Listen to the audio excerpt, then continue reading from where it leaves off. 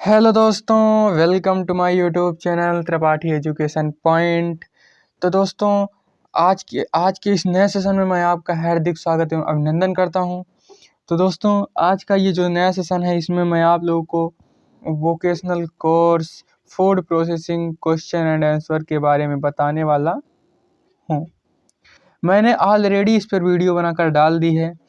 उसमें कुछ बच्चों का कमेंट आया था कि सर वीडियो साफ़ नहीं है और उसकी क्वालिटी सही नहीं है और आप पीडीएफ देने के लिए कह रहे हैं, पीडीएफ दे दीजिए। तो पीडीएफ तो साइट पर मिल सकता है, फ़िलहाल मैं यूट्यूब पर ऐसी ही वीडियो बनाकर डाल सकता हूँ और डाल दे रहा हूँ। तो वीडियो को पूरा देखना, अंत तक देखना और अपने एग्ज़ाम की अच्छे से तैयारी करना, जिससे कि आप अच्छे अंक प्राप्त कर सकें। तो चलिए हम लोग वीडियो को स्टार्ट करते हैं। और हाँ, अगर आप हमारे चैनल पर नए हैं तो प्लीज़ चैनल को सब्सक्राइब करके बेल आइकन को प्रेस कर देना, जिससे कि जो आने वाली वीडियो रहेगी वो आप तक सबसे पहले पहुंचेगी। और मैं इसी तरह से बोर्ड की, यूनिवर्सिटी की सारी इन्फॉर्मेशन इसी चैनल पर देता रहूँगा। और ऑल सब्जेक्ट जो भी हमारे यूनिवर्सिटी के हैं या बोर्ड के हैं, उनके बारे में आपको सिलेबस, कोर्सेज़ जो भी हैं बताता रहूँगा, पढ़ाता रहूँगा। तो आप लोग वीडियो को लाइक करके एक प्यारा सा कमेंट कर दीजिएगा और हाँ, चैनल को सब्सक्राइब ज़रूर कर लीजिएगा। तो चलिए हम लोग वीडियो को स्टार्ट करते हैं।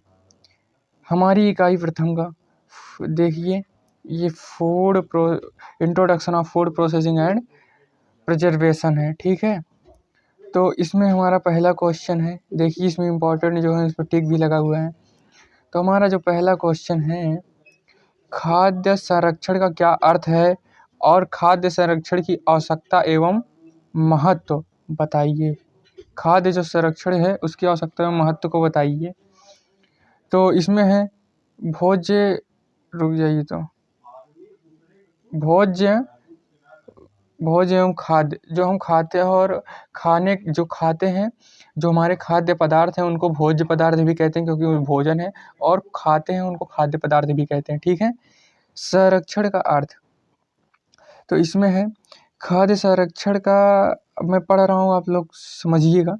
खाद्य संरक्षण का शाब्दिक अर्थ है भोज्य पदार्थों का संरक्षण करना, ठीक है। परिभाषा, खाद्य पदार्थों के परिभाषा देख लीजिए। खाद्य पदार्थों के मौलिक आकार एवं रूप को परिवर्तित कर या अपरिवर्तित रख कर इनके पोषक तत्व एवं विटामिनों को यथासंभव बनाए रखते हुए बिना विकृति के दीर्घकाल तक सुरक्षित रखने की विधि एवं तकनीकों को संरक्षण कहते हैं। इसका मतलब है कि जो हम लोग खाद्य पदार्थ हमारे यहाँ होते हैं, जो भी हम खरीद कर लाते हैं, इनकी परिभाषा में कह रहा है कि उनको हम सेफ्टी से सुरक्षित जिस जगह पर रखते हैं, उनको उनकी तकनीक के माध्यम से, जिस भी तकनीक के माध्यम से रखते हैं, उन्हें संरक्षण कहते हैं, ठीक है। अब कह रहा है फल पदार्थों के मौलिक आकार एवं रूप को परिवर्तित करके, जैसे जैम, जेली, अचार, सॉस, चटनी आदि, या अपरिवर्तित रखकर, जैसे जैविक रासायनिक प्रक्रिया, रोकथाम एवं सूक्ष्म जीवों की अणु विकिरण द्वारा विनाश। तो हम जो सुरक्षित रखते हैं वो कोई भी, जैसे खाद्य पदार्थ, जैसे समझ लीजिए जैम, जेली, अचार, सॉस, चटनी, कुछ भी हो, कोई भी खाद्य पदार्थ हो, हम उसे कीटाणुओं से और अन्य जीवाणुओं से दूर रखते हैं, ठीक है। अब देख लीजिए, मनुष्य मात्र के लिए भोजन की समस्या शांति के दिनों में तो विकट होती है, युद्ध तक आर्थिक संकीर्णता के दिनों में और भयंकर रूप से धारण कर लेती है। तो आप लोग को जैसे इसको पढ़ना ही है, पढ़ के एग्ज़ाम देना है, तो मैं आप लोग को ऐसे वीडियो पढ़ के दिखा दे रहा हूँ। जैसे आप लोग को समझ में ना आए तो आप स्क्रीनशॉट लेके अपनी गैलरी में सेव इमेज के द्वारा पढ़ सकते हैं, जिससे कि आप लोगों को पढ़ने में आसानी होगी और एग्ज़ाम देने में आसानी होगी, ठीक है। तो ये जो मैं यहाँ से दिखाया हूँ आपका, ये तो इम्पोर्टेंट यहाँ से ये क्वेश्चंस हैं।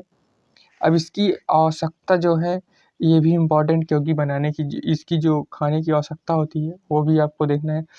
मनुष्य को निम्न कारणों से खाद्य संरक्षण की आवश्यकता पड़ती है।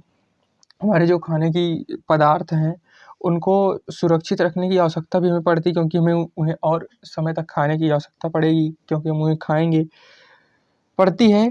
तो हमें इसमें पहला है पौष्टिक एवं संतुलित आहार के लिए खाद्य संरक्षण की आवश्यकता। जो हमारे पौष्टिक एवं खाद्य है, जैसे पनीर हो गया, बहुत ही मतलब अच्छी चीज़ है खाने के लिए, तो इसको हम सुरक्षित फ्रिज में रखते हैं ना, ताकि ख़राब ना हो। इसी तरह से है समय के सदुपयोग हेतु खाद्य संरक्षण आवश्यक है। जैसे जैम या जेली से कम समय में नाश्ता तैयार किया जा सकता है।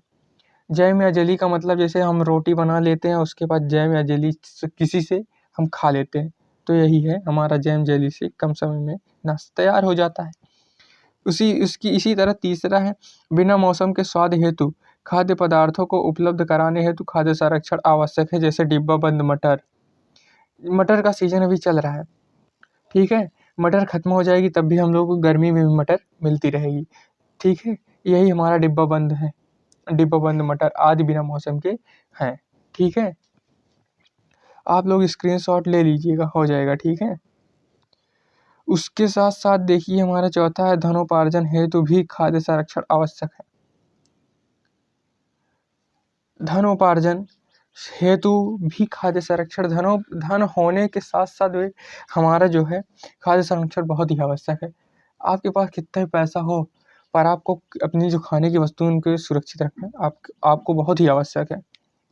उसके साथ साथ पाँचवा है रोजगार के अवसर प्रदान करने की दृष्टि से खाद्य संरक्षण आवश्यक है। जैसे महिलाएं पापड़ बढ़िया मगोड़ी बनाकर स्वतंत्र रूप से इसे रोजगार में प्राप्त कर सकें। आप देखते होंगे मार्केट में अभी पापड़ चिप्स एंड अदर चीज़ें बिक रही हैं, वो भी महिलाओं के द्वारा बनाकर बेची जा रही हैं, ठीक है।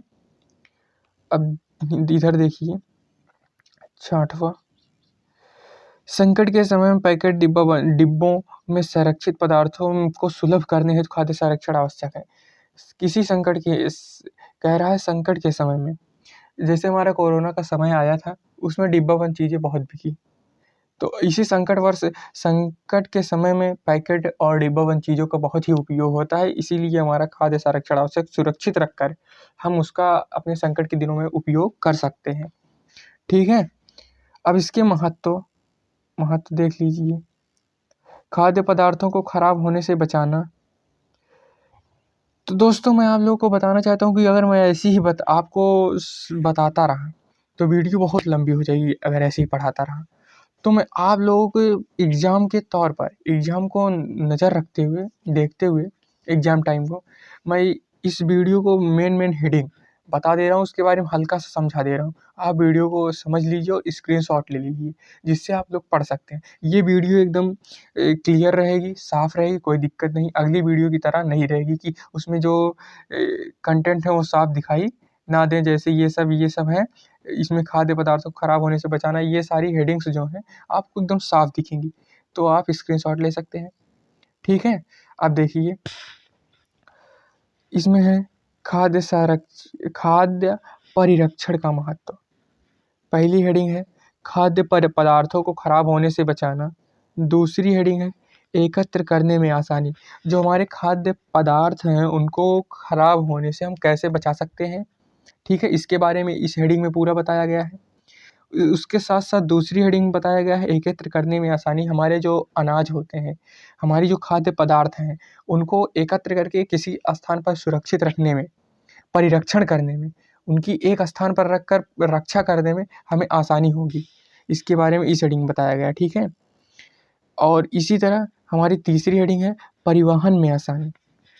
खाद्य पदार्थ जैसे फल सब्जियां मांस मछली आदि को एक जगह से दूसरे जगह पर ले जाने में बहुत अधिक कठिन है, क्योंकि इस दौरान यह विभिन्न कारणों जैसे भौतिक दबाव, एंजाइम सक्रियता व सूक्ष्म जैविक सभी प्रकार के खराब होने की प्रवृत्ति रखता है। इनको टेस्ट करके इन्हें आसानी से एक स्थान से दूसरे स्थान तक ले जाया जा सकता है। ये परिवहन में आसानी करते हैं। अगर एक जगह हमारे सारे खाद्य पदार्थ रहेंगे तो उनको एक साथ एक गाड़ी में रखकर हम किसी एक स्थान से दूसरे स्थान सूक्ष्म जैविक माध्यम से ले जा सकते हैं। चाहे वो हमारी फल हो, सब्जी हो, मुरब्बा, स्क्वाश हो, मछलियाँ हो, मांस हो, कुछ भी हो। ठीक है। अब इसी तरह हमारी चौथी हेडिंग देख लीजिए, धनराशि की बचत। इसमें हमारी धनराशि की भी बचत होती है। अलग अलग जगह पे थोड़े थोड़े अनाज या खाद्य पदार्थ ना होने की वजह से एक जगह रहेंगे तो हमारी जो धनराशि है वहाँ सुरक्षित रखने की जो व्यवस्था है वो एक ही धनराशि में पूरी हो जाएगी। ठीक है। अब पांचवी हेडिंग है, आसानी से उपलब्ध। हमारी जो खाद्य वस्तुएं हैं, हमारे जो अनाज हैं, हमारी जो खाने पीने की चीज़ें हैं वो आसानी से उपलब्ध रहेंगी हमारे पास। डिब्बा बंद हो या मटर हो, गाजर हो, कोई भी हो, डिब्बा बंद कोई भी वस्तुएं हो वो आसानी से उपलब्ध रहेंगी। ठीक है।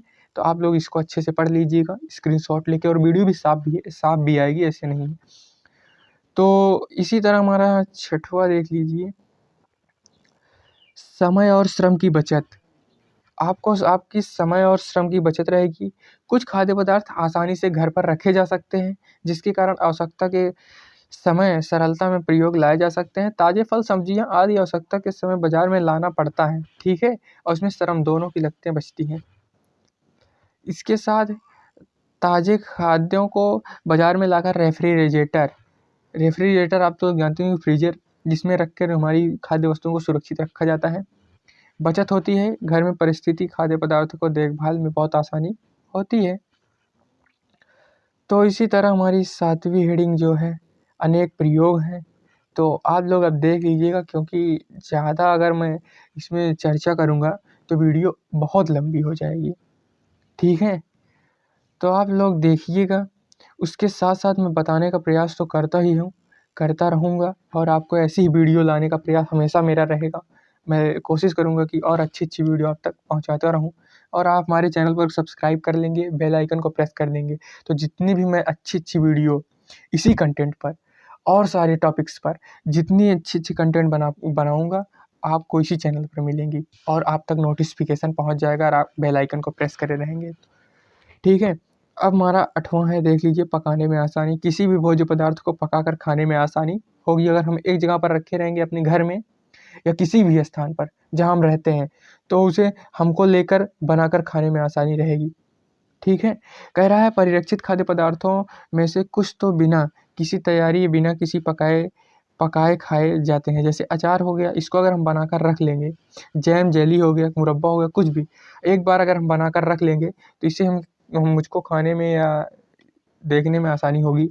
विदेशों में तो आजकल खाना तैयार करने की पश्चात पैक करके अलग अलग पैकेट बनाकर हिमीकरण में से संरक्षित कर दिया जाता है। ठीक है। अब देखिए, आहारीय अपर्याप्तता में कमी लाना। ठीक है। तो अपर्याप्तता में कमी लाने का मतलब समझ लीजिए, खाद्य परिरक्षण से आहार में विभिन्नता तो आती है, इससे आहार का पोषक मान भी बढ़ जाता है। ठीक है। हमारी जो पोषक तत्व वो बढ़ जाती है, हमारे शरीर में संतुलित आहार के लिए आवश्यक उसमें विभिन्न प्रकार के खाद्य पदार्थ सम्मिलित किए जाते हैं। कई स्थानों पर वहाँ की निर्जल भूमि व जलवायु की वजह से कई खाद्य पदार्थ उगाए नहीं जा सकते। ठीक है। अब देख लीजिए 10वां, युद्धकाल विशिष्ट लंबे समय की यात्रा पर। जो हमारे युद्धकाल, जैसे आज कहीं युद्ध होने लगा, विशिष्ट लंबे समय की यात्रा हो, आप कहीं जा रहे हो, पर्वत की चोटियों पर आप घूमने गए हो, अंतरिक्ष हवाई या समुद्री स्थानों पर हो, तो आप इन सब चीज़ों का इस्तेमाल कर सकते हैं। जैम, जेली, मुरब्बा, अचार, ऐसी चीज़ों का, डिब्बा बंद चीज़ों का आप इस्तेमाल कर सकते हैं। ठीक है। तो आप लोग इसको पढ़ लीजिएगा, स्क्रीनशॉट तो ले ही चुके होंगे आप, पता है। क्वेश्चन दूसरा क्वेश्चन है, देख लीजिए, खाद्य पदार्थों के संरक्षण के क्या सिद्धांत हैं? अस्थायी संरक्षण की विधियों का उदाहरण सहित उल्लेख कीजिए। ठीक है। तो खाद्य संरक्षण के मूल रूप से दो ही सिद्धांत हैं, अल्पकालिक एवं संरक्षण का अस्थायी सिद्धांत और अस्थायी सिद्धांत, अस्थायी और अस्थायी सिद्धांत। ठीक है। अब देख लीजिए इसको भी, अल्पकालिक संरक्षण। तो इसमें कह रहा है, ये देखिए एग्जाम मास्टर राजीव प्रकाशन दिख रही है आपको। ठीक है। इसी से मैं आप लोग को बता रहा हूँ। ठीक है।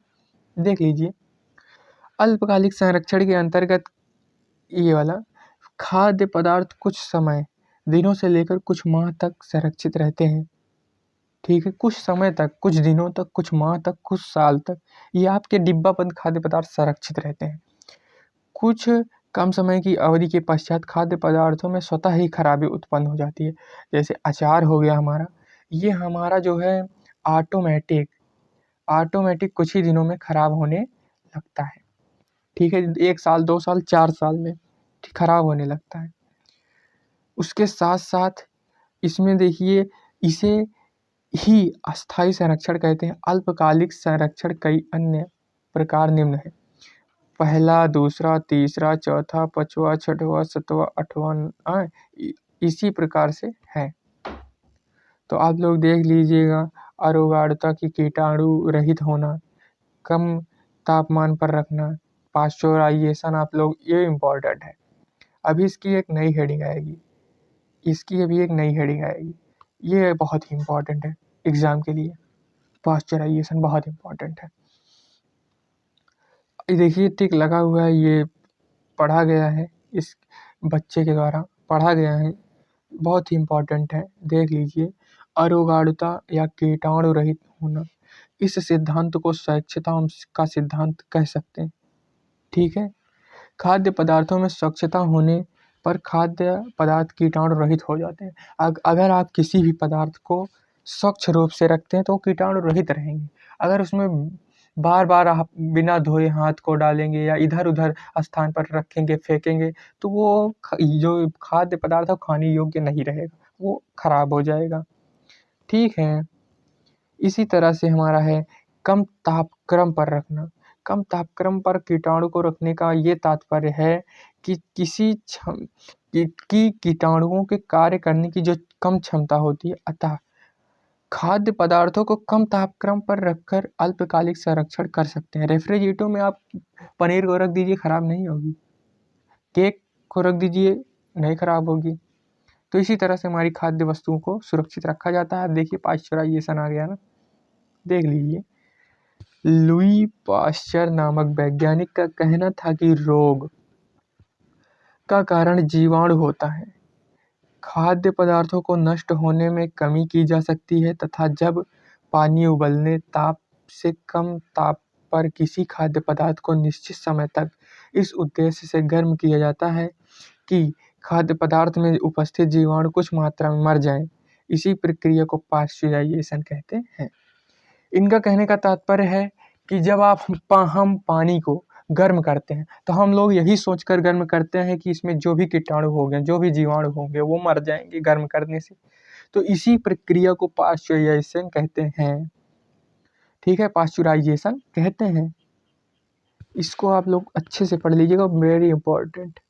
ये जो है ये वेरी इंपॉर्टेंट है। ओके, अब इसमें है नमी से अलग करना। किसी भी जीवाणु को नमी में आप रखेंगे, अब सॉरी किसी भी खाद्य पदार्थों को आप नमी में रखिए। अचार को नमी में ज़्यादा रख दीजिए, देखिए खराब हो जाएगा। हाँ, ऐसी बहुत सारी वस्तुएं जिनको आप रख देंगे तो खराब होने के बहुत ज़्यादा चांसेस हैं। हवा निकाल कर या वायु से दूर रखना। आप किसी भी वस्तु को, जैसे आपकी चटनी हो गई, मुरब्बा हो गया, इसको ऐसी जगह पर मत रखिए जिससे ख़राब हो जाए। इसी के बारे में इसमें बताया गया है। हल्के जीवाणुनाश, ये थोड़ा इसको देखिए बच्चे ने गलत कर दिया, लेकिन ये सही है। ये सारी इम्पोर्टेंट चीज़ें। ओके, हल्के जीवाणुनाशक पदार्थों का उपयोग इम्पोर्टेंट होता है। हिमांक पर सुरक्षित रखना। आप लोग स्क्रीनशॉट ले लीजिएगा, मैं जो इम्पोर्टेंट अपने हिसाब समझूंगा उसको बता दूंगा, और जो आप लोग देख रहे हैं सब स्क्रीनशॉट, ये आल टोटल वाले, ये जो है ऐसे ही क्वेश्चन जो भी आप देख रहे हैं स्क्रीनशॉट लेके पढ़ लीजिएगा। ठीक है, नहीं तो वीडियो रोक के पढ़ लीजिएगा। हम भी पहले ऐसे ही पढ़ते थे जब किताब नहीं लेते थे। तो ठीक है, ये भी इम्पोर्टेंट है। आर्द्रता संरक्षण एवं मोम लेपन द्वारा संरक्षण।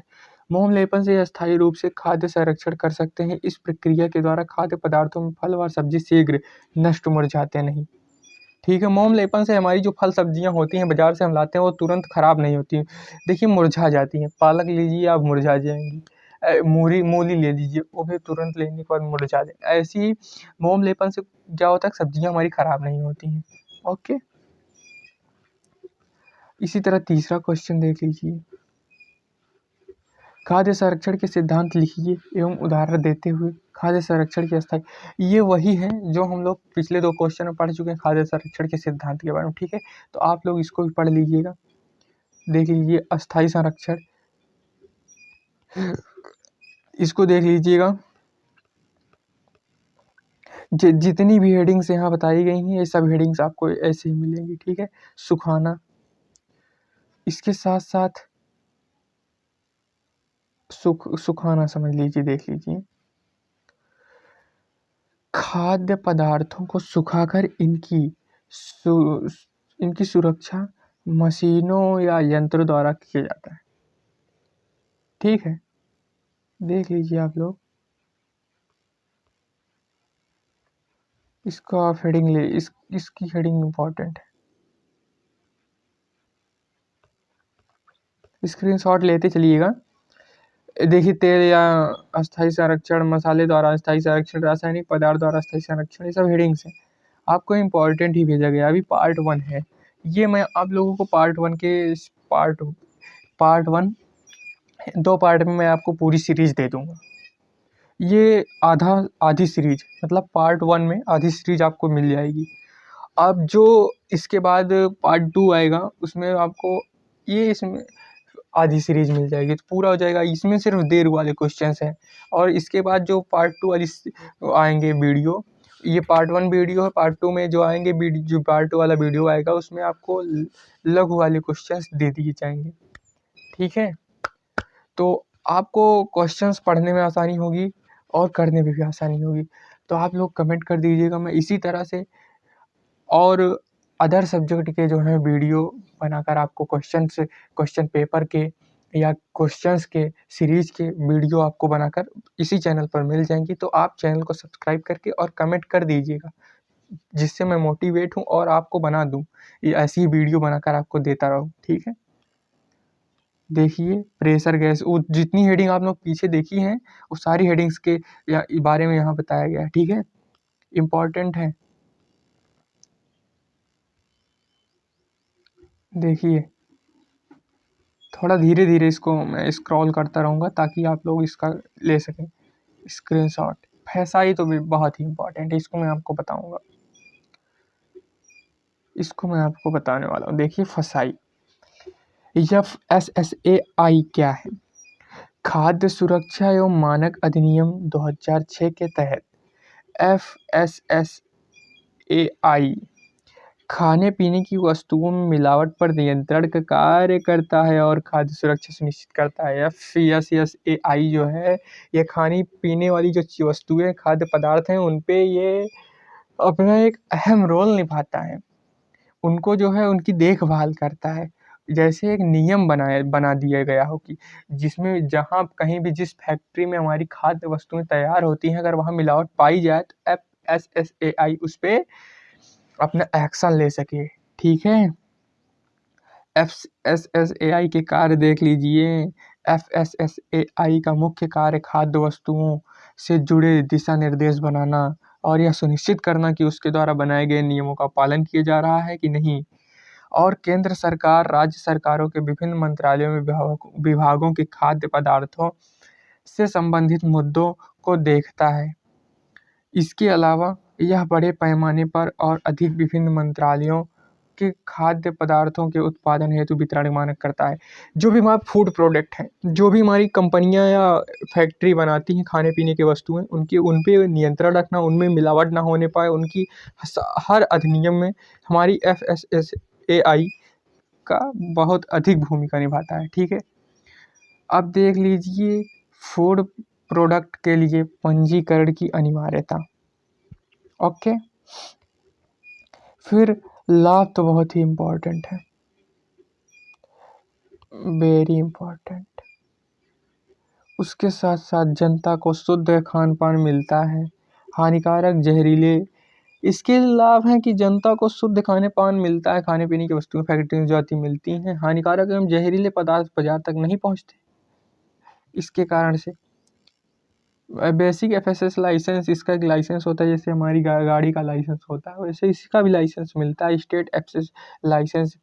तो ये आप पढ़ लीजिएगा, इम्पॉर्टेंट है। मैं ज़्यादा आपको बताऊंगा तो वीडियो बहुत लंबी हो जाएगी, इसी तरह से मैं वीडियो को स्क्रॉल करता रहता हूँ ताकि आप लोग स्क्रीनशॉट ले। धीरे धीरे कर रहा हूँ। एपीडा बहुत इम्पॉर्टेंट है, क्वेश्चन 2 बार आ चुका है पेपर में। ओके, निर्दिष्ट कार्यों का उल्लेख कीजिए, अच्छे से इसको पढ़िएगा। और मैं कोशिश करूँगा कि 2-3 घंटे तक भी क्लास चलवाऊँ लाइव। एक बार लाइव 2-3 घंटे क्लास चलवा दूँ इसी टॉपिक पर, और ऐसी ही टॉपिक पर मैं क्लास लाइव लाने वाला हूँ।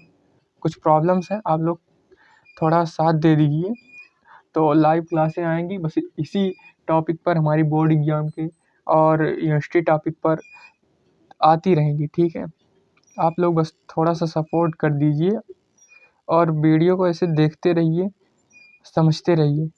आपके पेपर में मैं गारंटी देता हूँ कि अच्छे परसेंटेज आएंगे, अच्छे मार्क्स आएंगे। देखिए, जैम जेली मार्मलेट बनाने की विधि, जो हमारे यहाँ जैम जेली या मार्मलेट बनाई जाती है उसकी विधि है, पूरी विधि रट लीजिए। अरे मैं तो कह रहा हूँ पढ़ने की क्या ज़रूरत, आप लोग सिर्फ इसको समझ लीजिए एक बार, याद करने की कोई ज़रूरतें नहीं है। आप लोग इसको समझ लीजिए, पेपर आप आराम से हल कर सकते हैं, कोई दिक्कत नहीं होगी। एक बार आप पढ़ लीजिए अच्छे से बस। याद कोई बच्चा कर ही नहीं पाता है, इतनी बड़ी बड़ी सीरीज होती है, इतनी बड़े बड़े हमारे टॉपिक्स होते हैं, कोई बच्चा पढ़ ही नहीं पाता है। बस एक बार आप समझ लीजिए यहाँ क्या था, ये कब हुआ था, क्या बना था, कैसे बना था, लाभ इसके, हानि, बस इतना पढ़ लीजिए, आप अच्छे परसेंट, अच्छे नंबर ला सकते हैं। ठीक है, ये पूरा परसेंटेज दिया गया, कैसे बनाया जाता है, क्या किस मात्रा में मिलाया जाता है। ओके,